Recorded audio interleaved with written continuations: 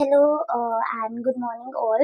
I am Rasmeet from Bennett University. We are associated with the Times Group and today we are joined by Mr. Parvesh Ratan, who is the member of Legislative Assembly from the Aam Aadmi Party.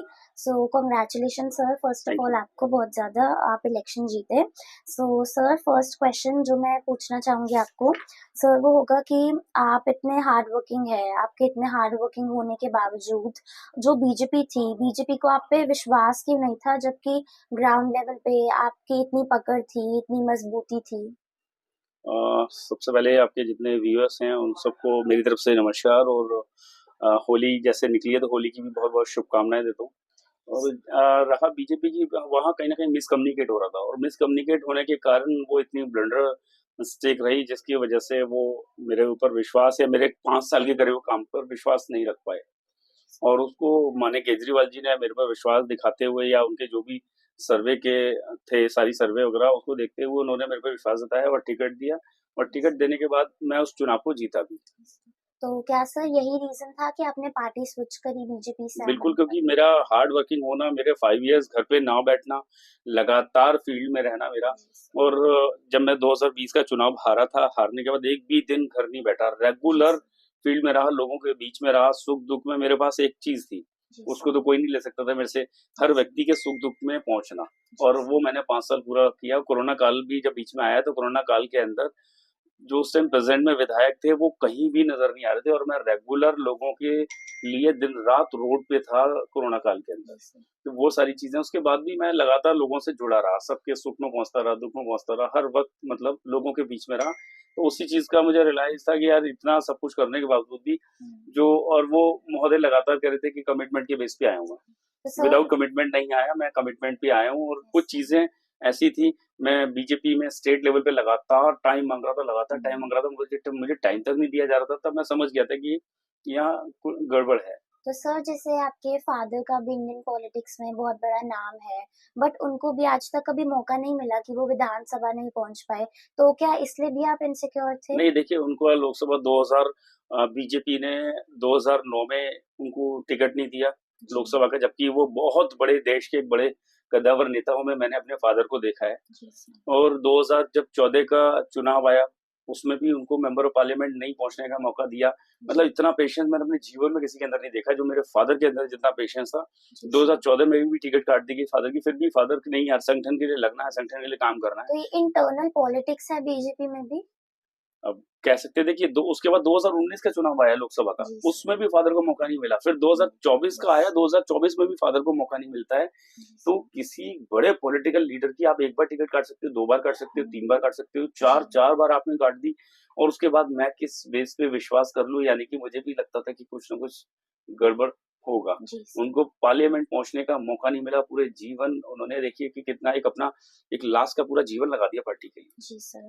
तो sir जैसे कि आप पटेल नगर विधानसभा से आपने election लड़ा, तो कहा जाता है कि पटेल नगर का इलेक्शन बहुत ही टिपिकल था, बहुत डिफिकल्ट था, दोनों ही पार्टीज का एक दूसरे के साथ कंपटीशन और एवरीथिंग। तो कैसे आपने उसको फेस किया वो चैलेंज को और कैसे आप इतने ज्यादा मार्जिन से जीते? देखिए, ये चुनाव पहले तो इस बार लग ही नहीं रहा था कि ये विधानसभा चुनाव है, ऐसा लग रहा था कि ये मतलब छोटा चुनाव हो रहा है क्योंकि इतना क्लोज फाइट हुई है इस चुनाव के अंदर।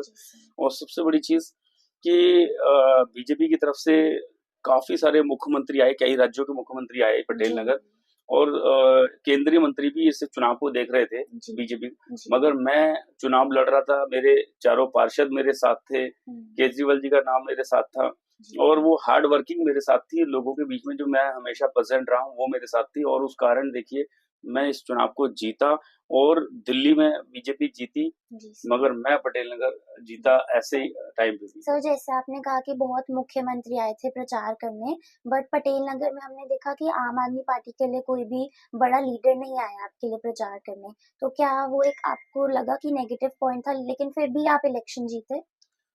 हाँ, ये रहा मगर वो बिजीनेस के कारण हो सकता है या वो शेड्यूल किसी का नहीं और कुछ जगह ऐसा भी हुआ कि जिन ग्राउंडों का हमने परमिशन लेने की कोशिश कर रहे थे उन ग्राउंडों को परमिशन ही नहीं मिल रही थी, वो ऑलरेडी बुक करके उसको लॉक कर दिए गए थे, जबकि उन ग्राउंडों का यूज नहीं करा गया था, फिर भी वो ग्राउंड लॉक कर दिए गए ताकि मैं किसी को बुला ना पाऊँ। जी सर। तो सर जैसे कि जब आम आदमी पार्टी का मैनिफेस्टो निकला था, तो उसमें केजरीवाल जी ने 15 गारंटीज प्रॉमिस की थी। तो सर अब केजरीवाल जी तो इलेक्शन हार गए और दिल्ली में बीजेपी की सरकार बन गई है, पर आप अपनी तरफ से कैसे इंश्योर करेंगे कि आप पटेल नगर के लोगों के लिए, पटेल नगर में जो भी लोग रहते हैं, उनको कैसे अपनी तरफ से प्रॉपर वेलफेयर उनका कर सकें, रोड्स वगैरह प्रॉपरली बन सकें और कैसे पानी की जैसे हम देखते हैं समस्या रहती है, वो सारी चीज़ें ना हो? देखिए पिछले 5 साल में कोई भी काम नहीं हुआ पटेल नगर के अंदर। जी सर।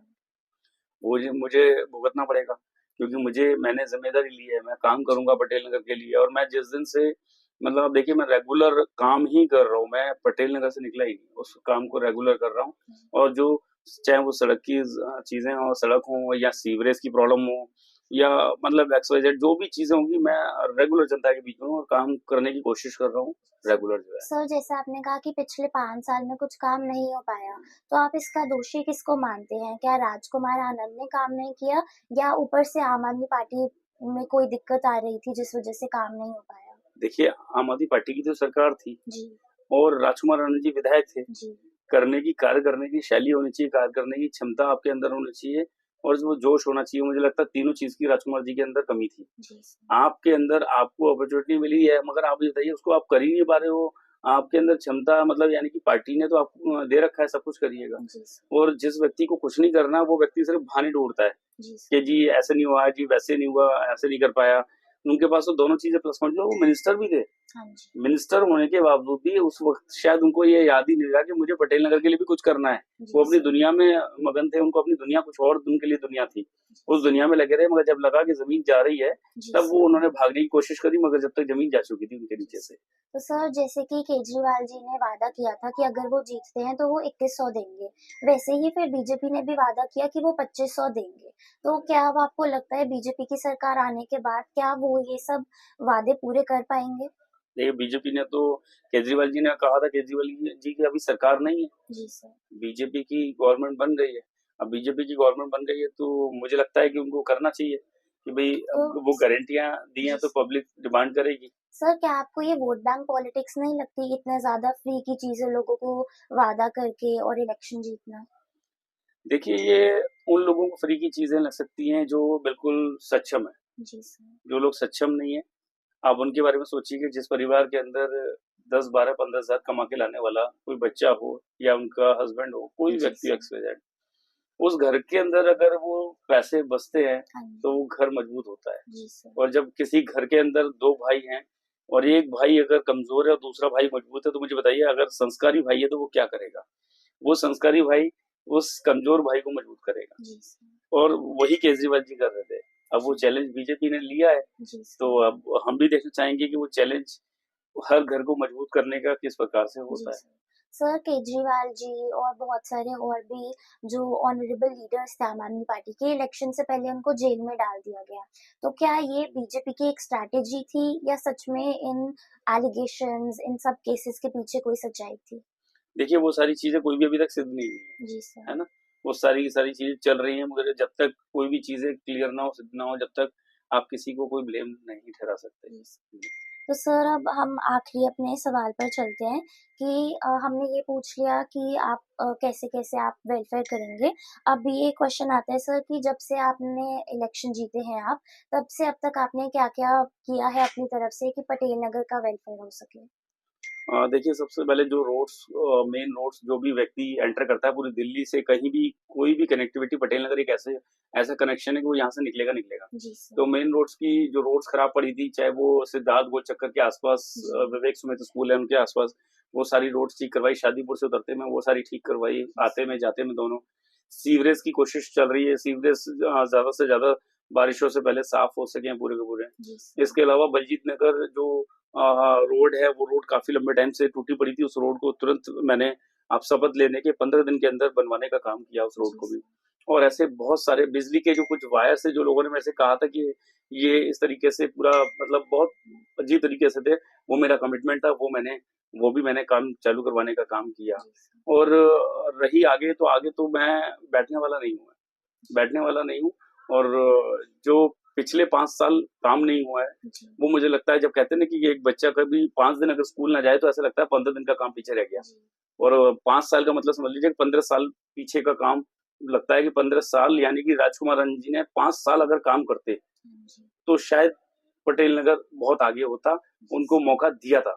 जी, और मैं उनसे भी आपके ज़रिए कहूँगा कि भई आपको मौका मिल चुका, आप तब कुछ नहीं कर पाए मगर क कम से कम जिसको मौका मिला है, आप जी, आराम से शांति से काम करने दें जी, और आप भी काम देखें कि काम कैसे होता है। जी, सर। सर, जैसे कि हम बहुत सारे केसेज़ में देखते हैं कि पॉलिटिशियंस चुनाव जीतते हैं पर फिर गायब हो जाते हैं। बट आप ये कैसे इंश्योर करेंगी कि कोई भी पटेल नगर का निवासी नागरिक वो आप तक कैसे पहुँच सके अगर उनको कोई भी दिक्कत हो तो? मैं बहुत ईज़ी हूँ, हर जी, मिनट आपको पब्लिक के बीच में कल होली वाले दिन भी आप देखिएगा लोगों ने कहा कि एमएलएज़ के घर पे हम जाते हैं मगर एमएलएज़ हमारे घर पे आए, ये बहुत बड़ी बात है। जी, सर। और मेरा तो जुड़ाव ही पब्लिक के साथ है। जी, मैं अगर पब्लिक के बीच में रहूँगा तभी तो मैं ज़िंदा रहूँगा, पॉलिटिकल जी, लाइफ़ रहेगी और मेरी पहचान ही यही है जनता के बीच में। और मैं आपको बताऊँ कि पटेल नगर में आपको ज़िक्र कर रहा था अभी पिछले क्वेश्चन में, जी, पटेल नगर के अंदर मेट्रो के नीचे लाइट्स लगाई गई थी, जी, 1.5 साल पहले। हुँ, वो लाइट्स आज तक चालू नहीं हुई। अब वो लाइट्स भी मैं स्टार्ट कराने जा रहा हूँ जिससे पटेल नगर में कोई व्यक्ति एंटर करे तो लगना चाहिए कि पटेल नगर में एंटर करा है। हाँ जी, और अभी यही है कि पब्लिक मुझसे खुश होगी और मैं काम करूँगा और हर वक़्त पब्लिक के बीच में प्रेज़ेंट रहूँगा। यही मेरी पहचान है और वो मैं कभी खोने नहीं दूँगा। जी, sir. Thank you so much जी, सर। Thank you.